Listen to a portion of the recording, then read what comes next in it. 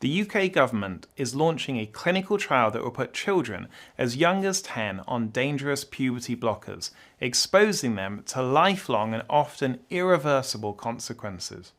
The trial, called Pathways, has been given full regulatory approval and is officially commissioned by the UK's National Health Service, or NHS, effectively putting vulnerable children in harm's way under the guise of research.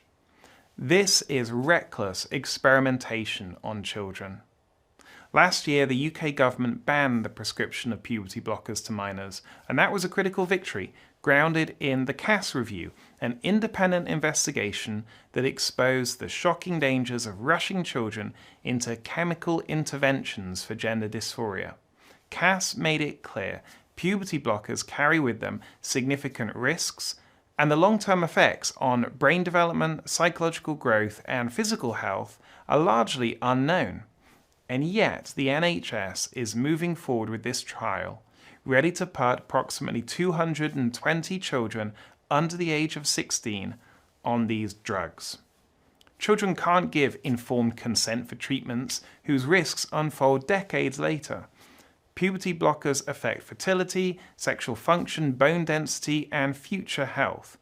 And we know from CAS that most children who start puberty blockers go on to cross-sex hormones.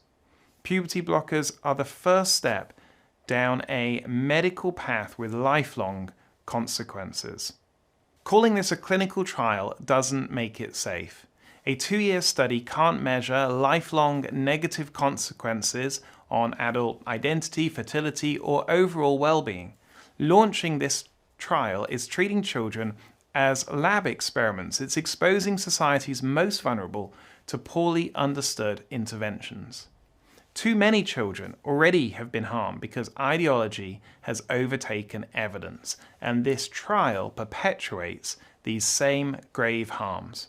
Thankfully, a judicial review led by detransitioner Kira Bell and therapist James Esses is fighting to stop this nightmare before it begins.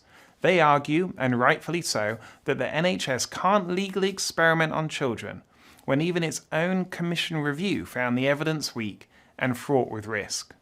The CAS review was meant to protect children from rushed, poorly evidenced medical decisions, but the Pathways trial threatens to undo that progress.